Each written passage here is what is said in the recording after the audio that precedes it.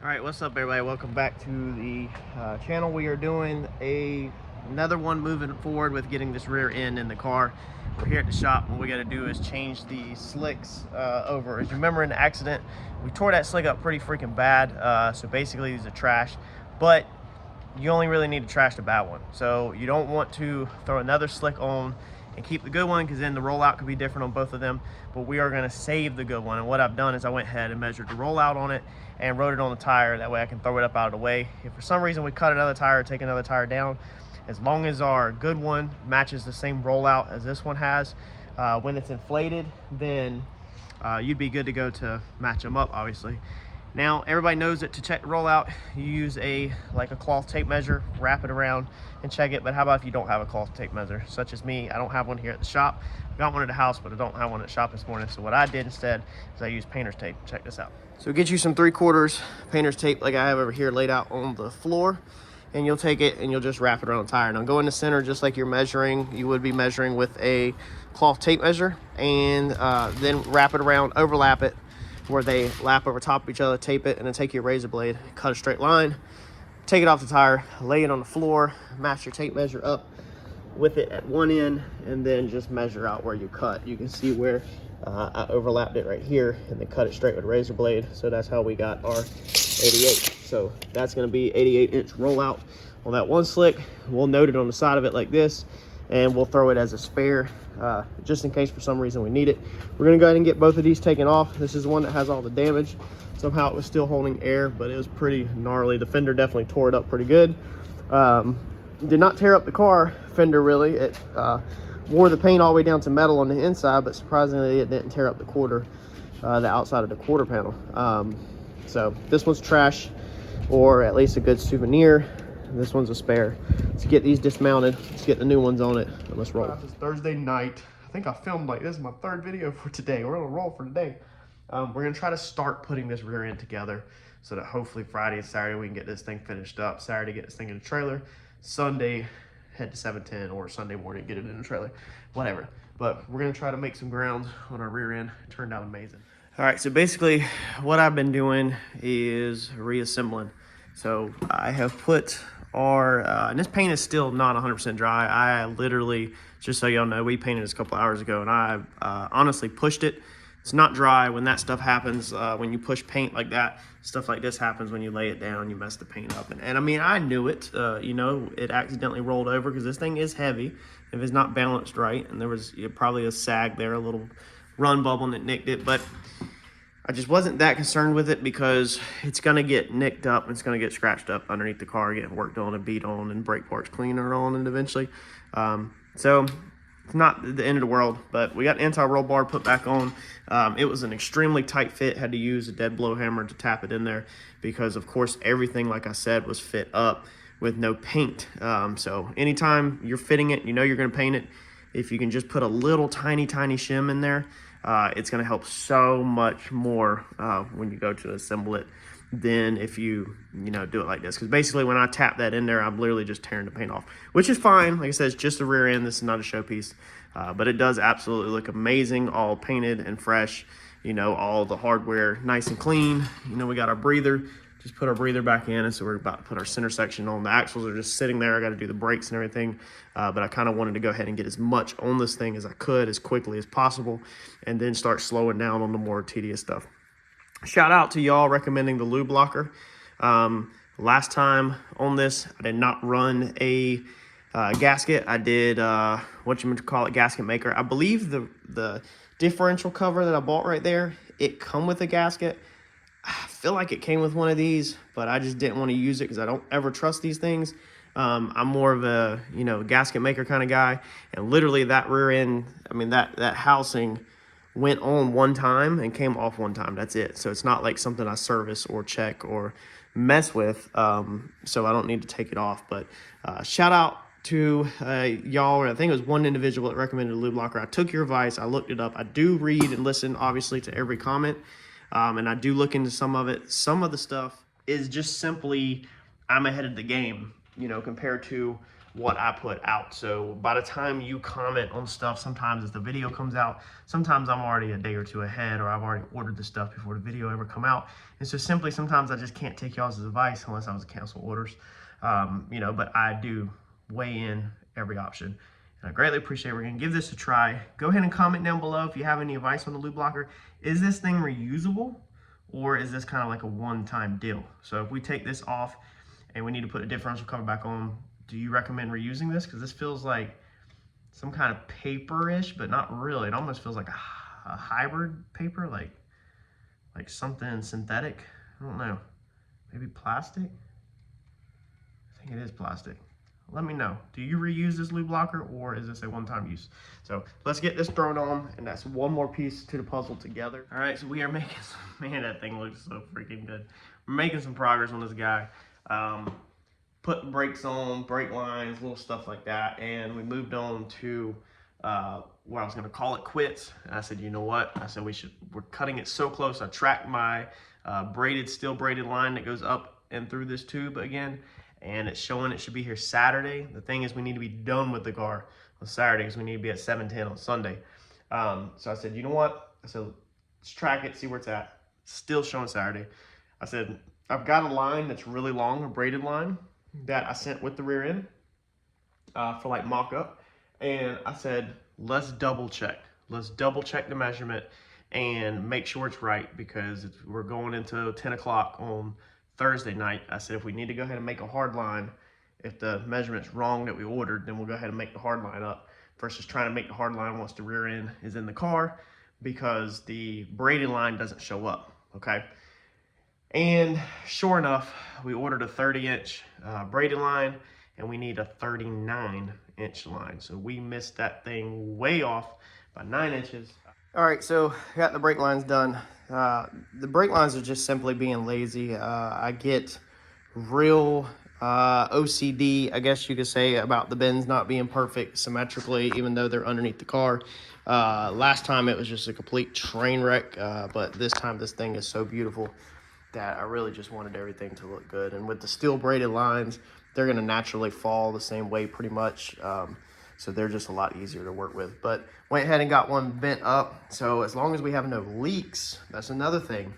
You know, it could be leaks. As long as we have no leaks, then we could throw this thing in the car, connect it there, connect our brakes, and we'd be good. As long as this don't leak. I'm praying that we don't put this thing in there, start pumping the brakes, and then these lines are leaking, and then the ends have to be remade or something like that, because at that point I'll probably be so frustrated I'll just cut the lines out of there, throw the long one in it, and be done with it for this weekend. Still waiting for the aluminum plug. I gotta get Uncle Mike Moore and see if that is done. I did look on Google, y'all. You can get this aluminum plug with an O-ring. I think it's like 27 bucks. I didn't even know it existed. It's called an ABS delete plug. So you can get them on eBay and all that if you want to delete your ABS sensor is what it is. I thought it was a speed sensor this whole time, but it's actually ABS sensor. Type it in on eBay for the 8.8 and you can get it. I would have already ordered it if I knew about it, but he's having a custom one made here in Wilmington. So I think this thing's turning out phenomenal. Y'all let me know in the comments what you think. I like the blue because I wanted to give the rear end what it deserved. It seems like, you know, that is such good work into it. I just didn't want it to be boring and black and just blend in underneath the car if anybody peeked underneath there. Our engine, if you're new to the channel, our engine is the same exact blue. You know, all of our fittings are blue. As you can see, the engine block there, the whole entire thing is blue. The fittings are blue. Everything's blue on this car. Slowly switched over. The old 4-link bars were that copper color because originally that's what everything was going to be, but then plans changed. So we're in good shape. We're wrapping up Thursday night. Dude, I'm really stoked. So there is a piece of rubber hose in there, just like this, that goes pretty much all the way through. It insulates the line. The line is extremely stiff in there. It can't move.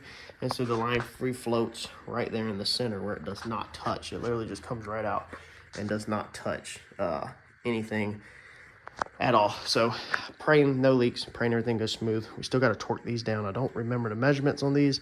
Got to look it up, torque them down, put fluid in it. I guess I'll go ahead and probably put fluid in it before it goes in the car. It'll be way easier to do on the stand. I got to find my drain plug. Don't know where my drain plug went. All right, so working on getting this rear end together, trying to make way to get this thing in the car, and I have found a issue. I actually found it earlier, busted tail to get it fixed, but I'm gonna show y'all what the issue was because I really wanna point this out because I messed up pretty bad on this one. This car is full of mistakes. This car is slammed full of mistakes. That's the reason why I'm so eager to build another car, because there's some mistakes on this car that I have to continuously work around, because to fix a mistake would be major work, and we're trying to avoid what major work we can that is not wanted, if that makes sense. So anyway, I go to just sorting everything out, trying to get ready to go in, and I'm like, okay, we need bolts. I have remembered in the past that my 4-link bars, for some reason, were 2 different bolt sizes, front to rear. Now, when I originally built this car, before I met y'all guys, and before I met John, and before I met Randy, and everybody, I ordered the cheapest chassis brackets. When I say chassis brackets, I'm referring to the 4-link brackets that are welded to the car. And then I ordered the cheapest, or best bang for the buck, I should say, axle brackets. So 4-link brackets, when you type them in on eBay, you get all sorts of ones. I got the best bang for the buck for the car, best bang for the buck for the rear end. I later realized that pretty much the 4-link brackets I got for the rear end and for the car were basically just the old school, run-of-the-mill, you know, just like pro mod style brackets, you know, really big holes, no doublers on them or nothing. And that's the reason why they're cheap, and they're just very basic. You got like 3 top holes, you know, just 4 or 5 bottom holes, and that's like it. So I welded them in whenever we did it a long time ago, and then I quickly realized that let's see here, what was it, that my heim joints weren't right or something. I ordered spacers to go inside the heim joints, and I didn't order heim joint spacers. I had to go on like Grainger.com, and I ordered like metal bushings to go inside one of the heim joints so the bolt size was correct, because I think the brackets were too small at one point when the heims were too big. And then I ordered plastic bushings for the other one, so I had put plastic bushings inside of a heim joint with bolts through it. And then that's when, you know, right before YouTube come around, I think I had just started YouTube, I had talked about in a video, we were having to get rid of all that crap. We switched to the tin soldier brackets up front on the chassis. If y'all remember, if y'all joined the channel at that time, we cut the back half of the car out slightly, like where the brackets were at. We did the tin soldiers brackets, and at that time we changed to 4-link bars a little bit. We got rid of all the bushings and spacers. Now, I never raced the car with that stuff because obviously the plastic bushings or spacers wouldn't work with the crap. I'll actually show you that here in a second. But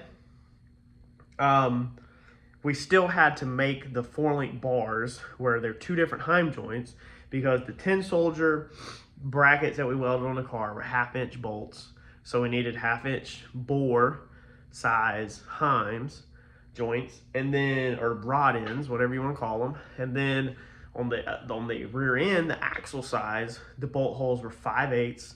So we ordered 5/8 heims, and so we had 4-link bars that are 1/2-inch on one side and 5/8 on the other side.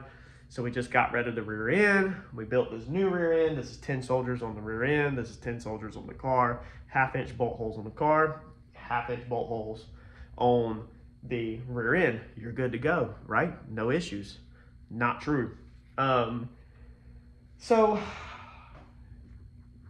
then what I discovered was that when you build this stuff, of course, most people will use the item as a spacer. So even Mike told me, he said, hey, bring me your wishbone piece, your heim joint for your wishbone piece, because what I'm gonna do is I'm gonna go stick it in there where it goes. I don't know if it'll fit in this one. Yeah, it will.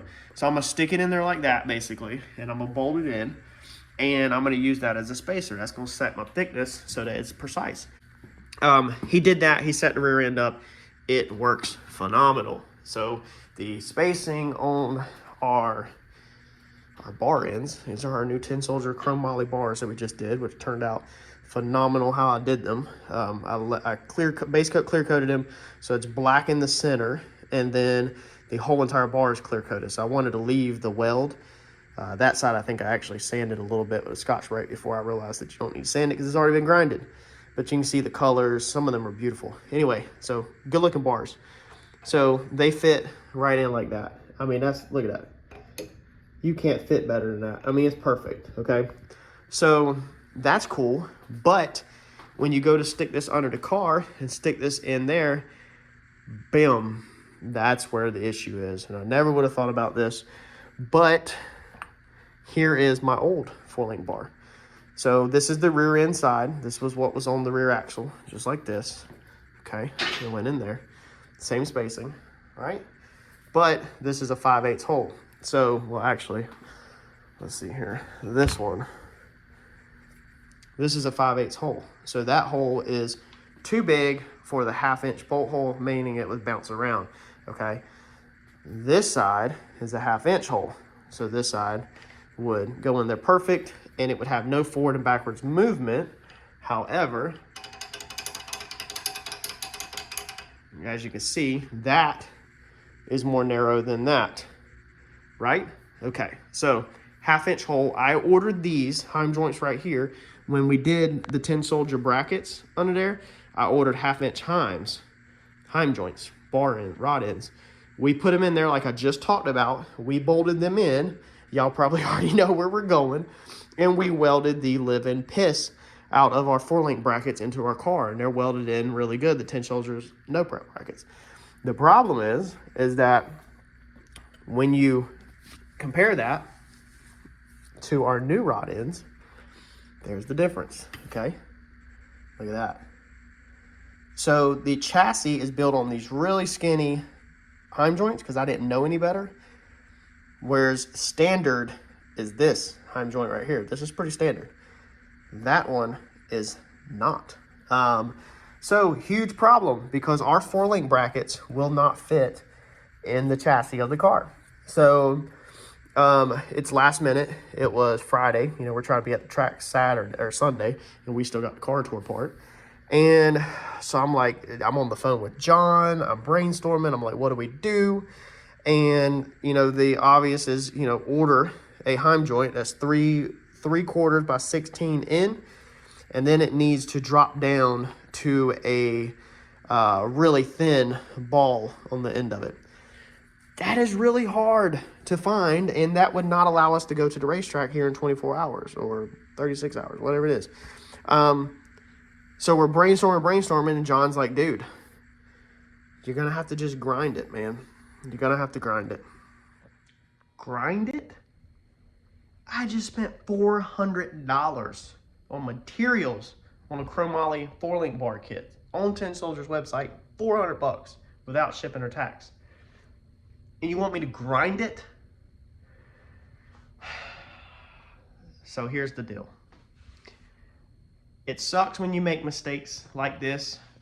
To move them brackets and to correct the spacing underneath the car, you'd have to cut either the inner or the outer bracket out with a plasma cutter. A lot of cleaning up, a lot of prep work to get rid of all that welds, get the tin work out, the carpet out the way that's in the back, behind the back seat, the wiring, any lines. There's a lot.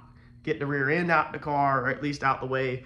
Like, we're talking a lot of work just to correct the spacing. You can't bend the brackets open because now the bolt's not going to go straight through it. So what we come up with, we grinded the heim joints. I'm going to show you a video here in a second. And that's just how it's going to be. So I've got them where they fit, and we still got some clearance. Let me go ahead and drop that video. Check this out. This is how we grinded the heim joints. We put them in water. I put them in water in a cooking pan, clamp them down because you want them to stay cool as possible because they are Teflon coated on the inside, and then just grinded them, you know, just free-handed it, and they pretty much go in. They snag a little bit, but you can tap them in. They're fine, and they still have a little bit of play, but check this crap out.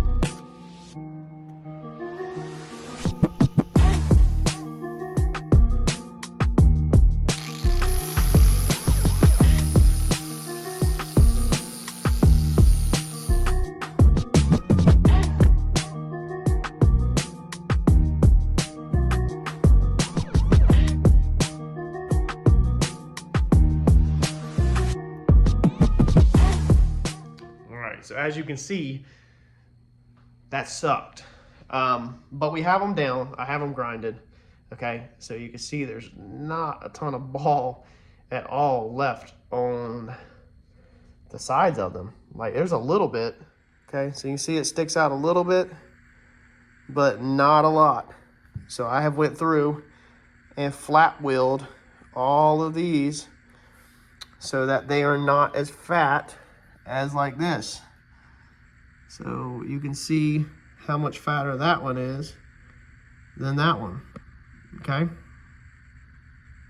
see that? It sucks when you make mistakes, but this will fit in there. This will get us rolling from now. And all I need to do is I need to figure out, I got to call a company or something, because Summit Racing, you can sort Heim joints by this thread size, the head of it, you can the bore of the bolt hole, you can sort by all of that, but what you can't sort by is the thickness of the ball, and that's what I need. I need a ball thickness of 0.622. That's what ball thickness I need, because that's what this ball thickness is 0.622. And then I need the threads to be 3/4 by 16, you know, and nothing else matters. You know, none of that stuff matters. We just need to create ball thickness.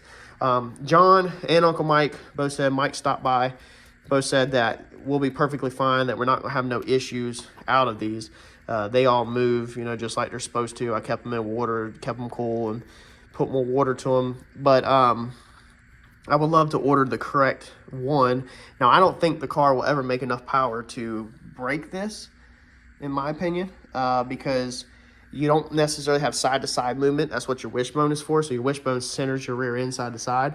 You have front to back movement on your 4-link bars.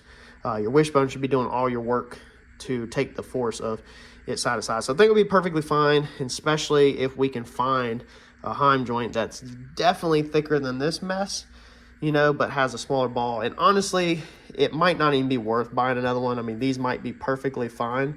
You do got to think, though, is that if your rear end is out of square just a little bit and it's caught like that, then these could rub against the metal bracket going up and down, because you don't have that thickness of that ball, because, you know, this will rotate before your bracket hits, whereas this, we don't have any rotation hardly because of how fat this is.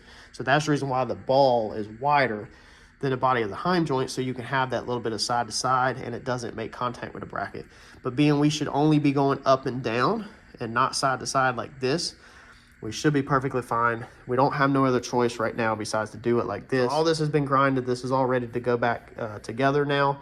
And then in the car, just picked up the rear end fluid. For anybody that's wondering, in case you're doing yours, because I literally did the research, what I run, or I'm running, and what John runs is just 80W90. That's it, like just 8090. I was already running that, as you can see, this old bottle. And I confirmed with John. I said, hey, what rear end fluid are you running? He said 8090. And I said, cool, that's what I was already running. I was like, so I'm going to stay with 8090.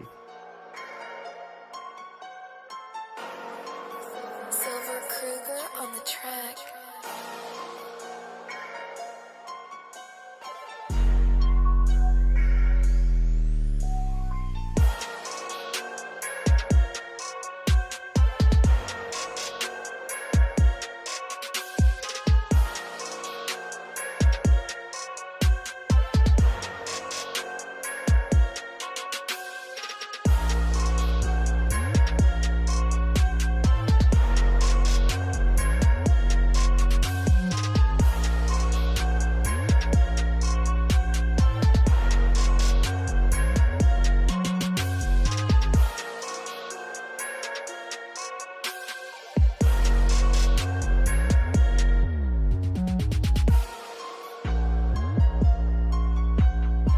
All right, to put all these guys together, of course you need to put anti-seize on the threads. I know it makes a mess, but you need to do it. One more thing that I went ahead and did, I was gonna put my stickers. So we have Paint and Paper Hustle, the little tiny stickers, and I was gonna put them just so that we have a reference point, because if you ever turn into bars and you're like, crap, was that a full turn or not? That's the moment that you need a marker, you know, but instead I just went and put white lines across the top with the paint marker, went ahead and marked them that way. There is a reference point if you do a full turn or not. Put it back on the nut. I know it's gonna get wore off right there, but at least it will still be right there. It'd be cool to get some little stickers in the shape of an arrow that'd be a really nice touch. I might actually order some. You know, just something real professional, clean to keep up with how many times you turned it. So we sat the rear end in here, and it's looking good. A little worried about my brake lines. Last time my brakes were in here. They were on this side of the full length brackets. This time they're on the outside of it. So I don't 100% remember how much clearance we had on the rails. I don't think this thing tucks up behind the rails. I'm pretty sure it stays down below the rails, so I think we're gonna be okay. But obviously we won't know that until we get everything put together. Then if we need to make changes, we will make changes at that time. But for right now, we're gonna roll with it, stick it in. I think we're ready to go up, pretty much, get it up in position, start throwing some bars in as a very rough measurement, and get it hanging on the shocks, and then we can go from there and make our adjustments. All right, so the bolts, we just went to Lowe's and picked up some more of these longer bolts. I just got these just in case I'm short. So the whole point of the bolt is, of course, this is what I end up with, is bolts like this, okay? So you assemble this just like a normal bolt. And this kind of reflects a NASA bolt. I might be saying that wrong, but basically you want the shoulder of the bolt completely through the four-link bracket, okay? NASA bolts, that's how you say it. Basically, the measurement from here to here is precise, so that it's the correct distance in sitting in the four-link bracket with the shoulders right on the bracket itself. And so the only thing that's sticking out the bracket is just enough to get a washer on and a nut on. However, them bolts are extremely expensive, so we just what I do is just buy grade 8. And then once I get it in there, you can see this is where it stops at. This is the old bolt. So then all this is sticking out. So if you run a nut up on here, you can't tighten the bolt down. It would slide like this, back and forth, right? So what I did was, previous videos, if you've been around for a while, is I figured out how many washers it took to get that, okay? And then I just put some tack welds or welds down the side of them. What this does is this is just one piece. Drops to the ground is one piece. You don't have all of these random washers rolling all over the freaking parking lot. So this is just simply something you can do in your garage, you know, so that it makes your track life easy. It keeps them all nice and centered. You know exactly how many you need, and it should hit the ground in one piece. So then you stick that on. I also stick on the normal washer, I think, or maybe there's only one. I'll have to see when I get underneath there. I can't remember. But you're gonna stick that on, and then obviously I always do a lock washer and a normal bolt on top of it like that, and that's your setup. And this is basically just a cheap way to make a good bolt. You don't want it where the bolt is short and then the threads are pounding around inside the four-link bracket, because then what will happen is it will waller out the four-link bracket hole where it'll make it that, and then also the bolt will be kind of doing like this all the time. So you want to make sure that this shoulder sits all the way through your four-link bracket, and this is just a budget-friendly, very affordable, easy to do way to achieve the same thing the NASA bolts does. It looks a little tacky with this big thing, but if you could use like an aluminum spacer or something, I have a couple of them, but I don't have enough to do all these. I need to, this time, once I figure out how many I need to go ahead and measure the thickness of this, and then order this thickness with a 1/2-inch hole on the inside, aluminum spacers, and that way I won't have to have these ugly things under there no more. So let's try to get some bars chunked in there and get this rear end where it is attached to the car. I'm tired, man. I'm calling it quits. It's 11:30. I've been going all day. Even at the shop, I was working on the race car today, or race car pieces, and now here. So made progress, got it all in the car. I mean, there wasn't much to film, man. If I would have filmed it, it would have just been like pointless. So we'll take the camera under there and show you. Brake line was all jacked up from where it used to come out, so had to completely rebuild the brake line, like the mount. It's really clean, really nice now.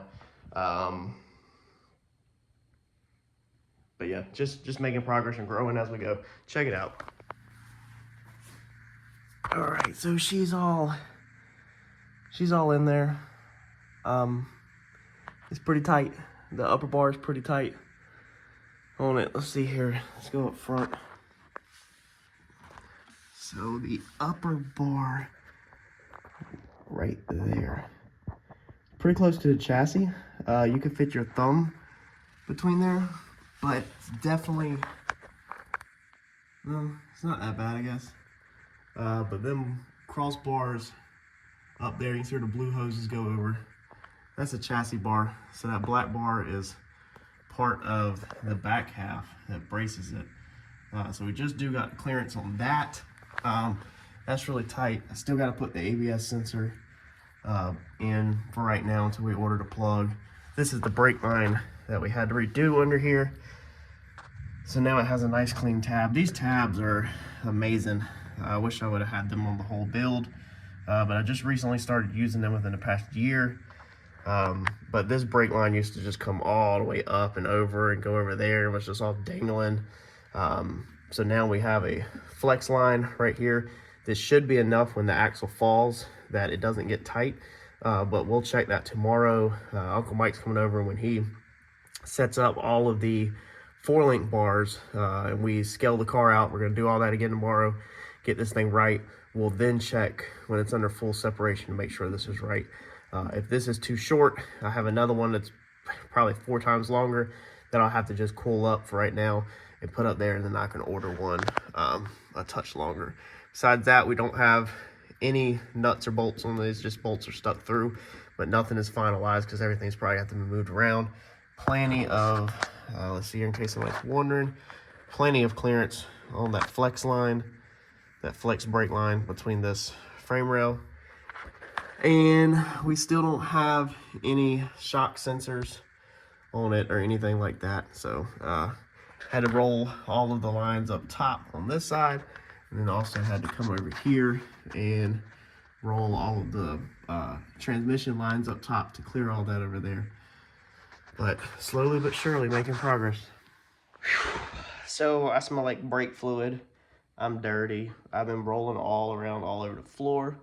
I'm gonna get a shower, edit this video for y'all, get this thing out. Y'all let me know what you think. Tomorrow, we're gonna finish up whatever we gotta do. Tomorrow, stay tuned, crank the motor up, or crank the car up, get it scaled, get it plotted, get all the final touches on, get the front end put back on this thing, and get this thing ready to go to 710 for Sunday. Hopefully all goes smooth.